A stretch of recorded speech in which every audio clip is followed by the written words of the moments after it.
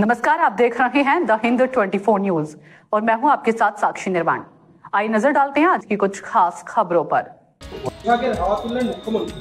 কিছু মঞ্চে কি বিভাজনের রাজনৈতিক মুখ্যমন্ত্রীর অনুপ্রবেশকারীদেরও পুশব্যাক আপত্তি। যায় না কি বোঝেন, অনুপ্রবেশের কথা ভারতবর্ষের পার্লামেন্টে প্রথম তুলেছিলেন মমতা ব্যানার্জি। এখন তার সকাল বিকাল কথা চেঞ্জ হয়, ভাষা চেঞ্জ হয়। কেন্দ্র রাজ্য উভয় মিলে লুট করবে, কেন্দ্র লুট করবে দেশকে, রাজ্য লুট করবে রাজ্যকে। হয়ে গেল। এত কিছু হচ্ছে, আমাদের পেট্রোল ডিজেলের দাম কিন্তু কমছে না। মোদি বলছে রাশিয়া থেকে সস্তা আমি তেল কিনি, আমাদের তেলের দাম কমে না। দিদি বলছে আমার এখানে সব ব্যবস্থা আছে, তারাও আন্তর্জাতিক বিমানবন্দর থেকে 6 রাউন্ড 8 নেগেটিভ আটক গাজীপুর পুরসভা 14 নম্বর ওয়ার্ডের কাউন্সিলর কলকাতা যে আন্তর্জাতিক বিমানবন্দর রয়েছে সেখান থেকে কলকাতা পুরসভা 16 নম্বর ওয়ার্ডের যে তৃণমূল কাউন্সিলর আছে তাকে অ্যারেস্ট করা হয়েছে। তাদের কাছে প্রচুর গুলি পিস্তল এগুলো। তাহলে হবে না তৃণমূলের নেতা কাছে গুলি পিস্তল পাওয়া যাবে না, তো তৃণমূলের নেতা কাছে কি রবীন্দ্রনাথের সঞ্চয়টা পাওয়া যাবে? 26-এর ভোটে বাঙালি অসুবিধায় অস্ত্র, তৃণমূলের জাগো বাংলায় শারদীয়ায় বাংলা বিদ্বেষ নিয়ে শরৎ মমতা। কখনো এনআরসি নিয়ে ভোট হয়, কখনো লক্ষ্মীর ভাণ্ডার নিয়ে ভোট হয়।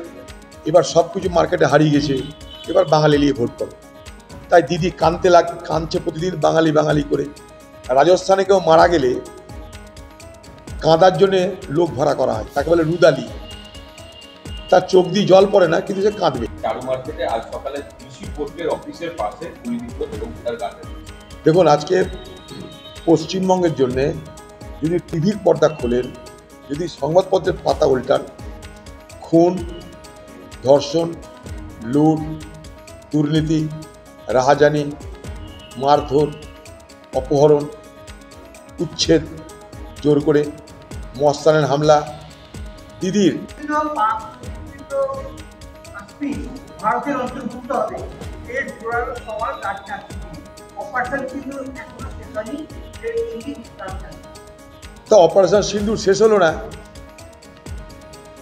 কিন্তু পাকিস্তানের সাথে ভারতের ক্রিকেট ম্যাচ হয়ে গেল। যুদ্ধ চলছে, অপারেশন সিন্দুর জারি আছে মানে যুদ্ধ চলছে। যখন যুদ্ধ চলছে তখন পাকিস্তানের বিরুদ্ধে ক্রিকেট মাঠে হাজির হয়ে যাচ্ছে। देखते रहिए द हिंद 24 न्यूज।